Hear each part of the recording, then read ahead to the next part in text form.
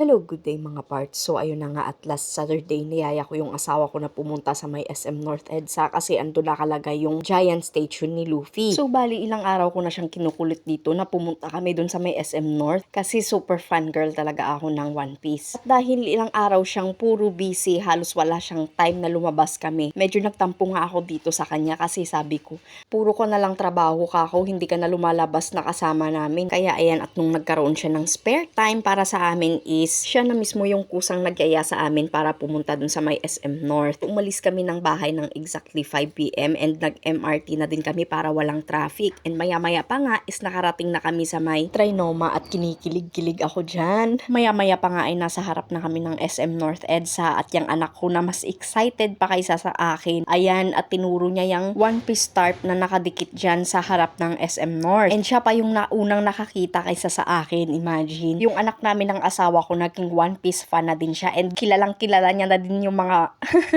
mga characters na sina Luffy, sina Zoro, sina Sanji dahil sa araw-araw kami nanonood ng One Piece ng asawa ko. Sabi nga niya sa amin bago umalis sa bahay, excited daw siya na makita sina Luffy. And ayan nga, at nung pagdating namin sa may SM North, tumakbo agad siya doon, papasok at hinanap agad namin sina Luffy at ayan na nga, yes, nakita ko na si Luffy finally. Yung giant statue na nakalagay dyan sa may atrium ng SM North. Pagkatapos ay sabi ko sa asawa ko, bababa kami dun para kumuha kami ng mga litrato tsaka mga videos kasama yung One Piece crew. Yes! So ayan na nga, at nauna nang pumwesto yung bibi dyan para magpa-picture at kumuha ng video. Ang daya niya ano.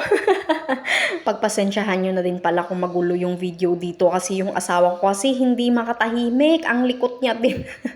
Sabi ko isang angle lang yung gawin niya. Ayan, at pinabaliktad pa niya yung cellphone tuloy. So ayan, at sabi ko sa anak ko, enjoy niya yung pag-picture-picture kasama yung mga One Piece crew. Kasi yan lang talaga yung pinaka main purpose namin na gumala kami sa may SM North para lang makapagpa-picture. Isa talaga sa mga pangarap ko is maging member ng One Piece.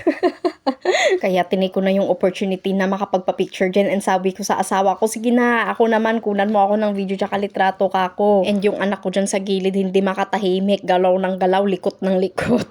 Maya-maya pa nga ay pumunta na kami dun sa harap kung saan talaga naka-display yung giant statue ni Luffy. And tingnan nyo yan, marami pa silang mga nakalagay dyan na mga paninda ng One Piece. O hindi kasama yung tangerine na nakikita nyo dyan Isa yan sa mga display dyan, hindi yan binebenta. And ayan na nga, at nagpa-picture na din ako dyan sa may tangerine ni Nami-san. Sa mga hindi pa nakakanood ng One Piece at sa mga hindi fan ng anime, subukan yung panoorin at madami talaga kayong matututunan lalo sa friendship and pagbibigay ng value sa kada tao kung ano man ang lahi mo or sino ka man. Bigyan ko kayo ng maikling kwento tungkol dito sa One Piece kung paano ako na-hook sa kwento niya. Ang One Piece kasi ay umiikot ang kwento tungkol sa mga pirata. Isang araw ay bigla silang nagkagulo nung nahuli ng mga marines ang hari ng mga pirata na si Goldie Roger. Nung sinabi niya na iniwan niya ang kanyang mga kayamanan na One Piece ay hindi na napigilan ng mga marines ang pagkagulo ng mga tao, lalong-lalo na yung mga pirata na hanapin ang One Piece na iniwan ni Goldie Roger. Sa kabilang banda naman ay merong batang nagngangalang Luffy. Siya ay apo ng isa sa pinakasikat na mga admiral ng mga marines na ang pangalan ay Garp, at hindi lang siya basta-basta isang admiral kundi isa siya sa pinakamalakas na admiral sa lahat ng admiral sa buong mundo ng One Piece. Itong si Garp na ito ay gusto niya na maging isang marine ang kanyang nag-iisang apo na si Luffy. Subalit tuwing sinasabi niya sa kanyang apo na si Luffy na siya ay magiging isang marine, agad naman itong binabara ng kanyang apo at gusto niya daw na maging isang pirata, at hindi lamang pirata kundi hari ng mga pirata. Halos lahat ata ng paraan ay ginawa na ni Garp para mag-iba yung pangarap ng kanyang apo na si Luffy, pero the more niya na binabaliktad yung kagustuhan ng kanyang apo ay the more din na pinaglalaban ni Luffy ang kanyang hangarin na maging isang pirata. Hanggat isang araw nga ay hinayaan na lang ni Garp kung anong gusto ng kanyang apo na si Luffy dahil na-realize din ni Garp na siguro nga pinanganak talaga si Luffy para maging isang hari ng mga pirata. Si Luffy ay isang uri ng bata na kung ano ang kanyang gusto ay yun ang masusunod at hindi siya nakikinig sa kung anong mga sinasabi sa kanya. May katigasan ng ulo ng batang to. Meron din siyang angking katakawan na kahit ano yung makikita niya na pwedeng isubo sa bunganga niya ay kakainin niya. At isang araw nga, pumunta sa kanilang village ang isa isa sa pinakasikat na pirata na nagngangalang Shanks at kumain doon sa isang resto na pinamumunuan ni Makino-san. Si Makino-san, isa sa mga babae sa One Piece na nag-alaga kay Luffy nung bata pa lamang siya. At habang masayang nag-uusap-usap ang mga grupo ni Shanks, wala silang kamalay-malay na yung isang box na dala nila doon ay binuksan na pala ng batang si Luffy at kinain yung prutas na nasa loob ng box. Huli na nung napansin ito ni Shanks at nung akmang ipaluwa niya sana kay Luffy yung prutas na kinain nito ay bigla na lang naging rubber stretchy ang mga paa nito. Wala na ngang nagawa doon si Shanks dahil inubos na ng batang si Luffy ang kanilang dala na devil fruit na nagngangalang Gomo Gomo no Mi or kilala bilang Gami Gami fruit. Ang taong makakakain nito ay magkakaroon ng abilidad na ma-stretch ang kanyang katawan. Pero magkakaroon siya ng curse. Wawalan siya ng ability sa paglangoy lalong-lalo sa may seawater. So hanggang dito lang yung ibibigay ko na kwento tungkol sa background ng One Piece and bahala na kayo kung nagustuhan nyo yung kwento na binigay ko sa inyo, panoorin nyo siya kung nagustuhan nyo. Available ang One Piece na series sa Netflix kung meron kayong Netflix. Kung wala naman kayong Netflix, pwede kayong manood sa may Bilibili, free lang. Kung tinatamad naman kayong mag-download ng Bilibili app, pwede naman kayong manood sa may 9 anime site. So ipagpapatuloy ko na yung mga ginagawa naming mag-ama dito nung pumunta kami sa may SM North EDSA. So ayan na nga, after namin ng anak ko na kami yung kumuha ng mga videos tsaka pictures, yung asawa ko naman tsaka anak ko yung nagsama at nagpa-picture dyan sa may Sunny. Sayang at wala na pala dito si Going Merry, yung pinakauna-unahang barko ni na Luffy na sinakyan nung nag-sail sila ni Nanami papunta sa Grand Line kasama sina Zoro, Sanji and Usopp. Siyempre hindi natin kakalimutan sina Chopper tsaka si Robin. Ayan na nga, at kasama sa mga display nila yung mga merchandise ng One Piece na nakalagay dyan. Siyempre bibilhin mo yan kung gusto mong bumili. Since wala kaming budget na dala para dito and wala talaga kaming budget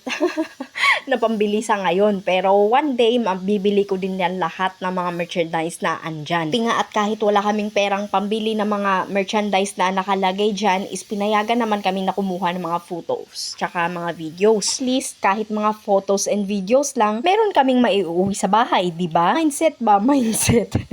So ayan na nga, at hindi ko na pinalagpas yung pagkakataon na makuna ng video tsaka litrato itong si Sunny at tsaka itong mga figures ng mga One Piece characters na nakalapag dito sa kanilang display cabinet. Andyan si Law, si Sanji, kahit sa ang lupalok ng mundo ng One Piece mapunta is puro babae yung laman ng utak niya. Andyan din si Kanjuro, Denjiro pala, si Marco, yung right hand ni Whitebeard, andyan din si Yamato at Brook. Andyan din yung figures ni Luffy na kasama yung King of the Beast Pirates na si Kaido. Madami pang One Piece merchandise na nakadisplay. Sa ngayon ay hanggang titig lang muna, hanggang pa video-video tsaka pictures lang muna. Pero next time kapag merong budget na pambili na is bibilhin ko na talaga tong mga to. Sa susunod, hindi na sila nakadisplay dito sa mall. Nasa bahay ko na. Wow, sana all.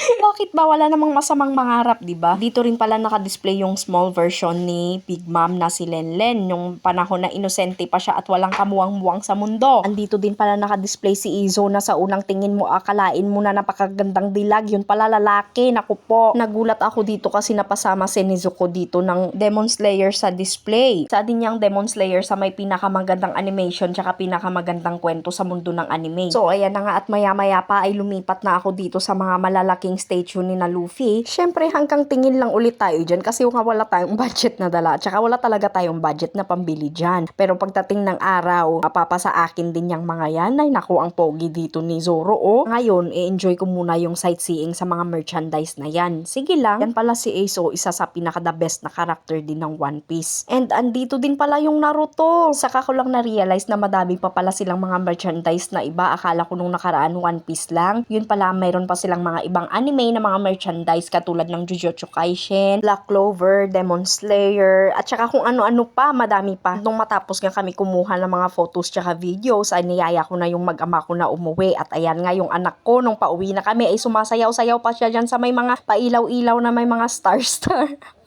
So, paano ba yan? At hanggang dito na lang. Sana'y nag-enjoy din kayo as much as nag-enjoy kami sa paggala dun sa One Piece.